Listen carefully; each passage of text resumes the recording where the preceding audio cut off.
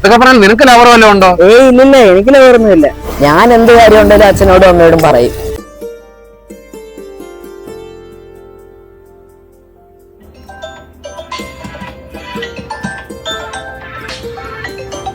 Hello. Hello ചേട്ടാ. എന്തുവാടി? ചേട്ടാ, മോനിന്ന് വൈകിട്ട് സ്കൂളിൽ സ്പെഷ്യൽ ക്ലാസ് ഉണ്ട്. അവന് വണ്ടി കിട്ടത്തില്ല. ഇനി ഒന്ന് പോയി എടുത്തോണ്ട് വരുമോ? എടി നിനക്കെന്ത് പറ്റി? നിനക്കൊന്ന് പോകരുതോ? എനിക്കങ്ങ് തീരെ വയ്യ ചേട്ടാ. ഭയങ്കര തലവേദന, ശരീരം മൊത്തം ഇടിച്ചു പൊളിച്ച വേദന, ഛർദിക്കാനും വരുന്നുണ്ട്. എടി നിനക്ക് രാവിലെ വയ്യായിരുന്നല്ലോ, പക്ഷെ അന്നേരം വലിയ കുഴപ്പമായിട്ടൊന്നും എനിക്ക് തോന്നിയില്ല. രാവിലെ വലിയ കുഴപ്പമില്ലായിരുന്നു ചേട്ടാ, ഇപ്പൊ എനിക്ക് തല ഇറങ്ങുന്നു ഒക്കെ ഉണ്ട്.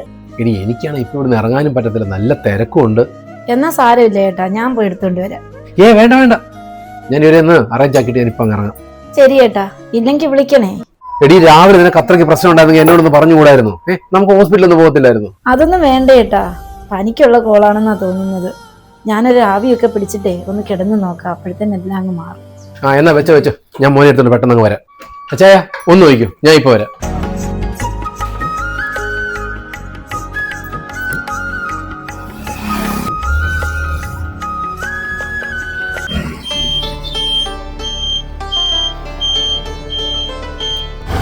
ചോക്ലേറ്റ് എവിടുന്നാ മോനെ? എന്റെ ഒരു കൂട്ടുകാരൻ തന്നതാ. എന്തായിരുന്നു വിശേഷം? അവന്റെ ബർത്ത്ഡേ ആയിരുന്നു. അല്ലച്ചാ, അവന്റെ ലവറിന് കൊടുക്കായിരുന്നേ. ലവർ തേച്ചിട്ട് പോയി, അപ്പൊ എനിക്ക് തന്നു.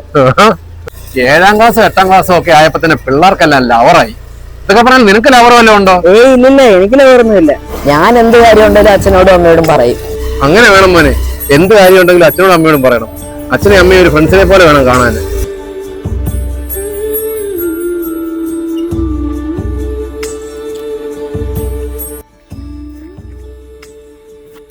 ആഹാ, ചേട്ടനും മോനും വന്നോ?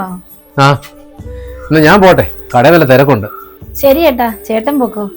വയ്യാഞ്ഞോണ്ട് മോന് തരാൻ അമ്മ ഒന്നും ഉണ്ടാക്കി വെച്ചിട്ടില്ല.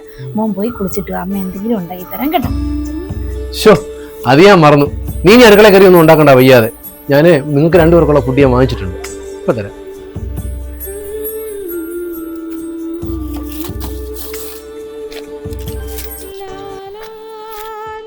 അയ്യോ വേണ്ടായിരുന്നല്ലോ ചേട്ടാ, ഞാൻ എന്തെങ്കിലും ഉണ്ടാക്കത്തില്ലായിരുന്നു. അതൊന്നും സാരമില്ലെന്നേ, നിനക്കൊരു വയ്യാഴി വരുമ്പോൾ നിന്റെ കൂടെ നിൽക്കേണ്ടത് ഞാനല്ലേ. എത്ര വലിയ തിരക്കിലും തന്റെ കുടുംബത്തിന്റെ സന്തോഷത്തിന് വേണ്ടി ഓടിയെത്തുക. മറ്റൊന്നും സംഭവിച്ചില്ലെങ്കിൽ ജീവിതാവസാനം വരെ നമ്മളോടൊപ്പം നിൽക്കാൻ നമ്മുടെ ഭാര്യ മാത്രമേ കാണുകയുള്ളൂ. അവരുടെ വിഷമങ്ങൾ മനസ്സിലാക്കാൻ സാധിച്ചാൽ, ആ സമയം വരെ ചേർത്ത് നിർത്തിയാൽ സന്തോഷം നമ്മളെ തേടിയെത്തും. ചിലപ്പോൾ നിസ്സാര കാര്യങ്ങൾ ആത്മബന്ധങ്ങൾ വളർത്തും.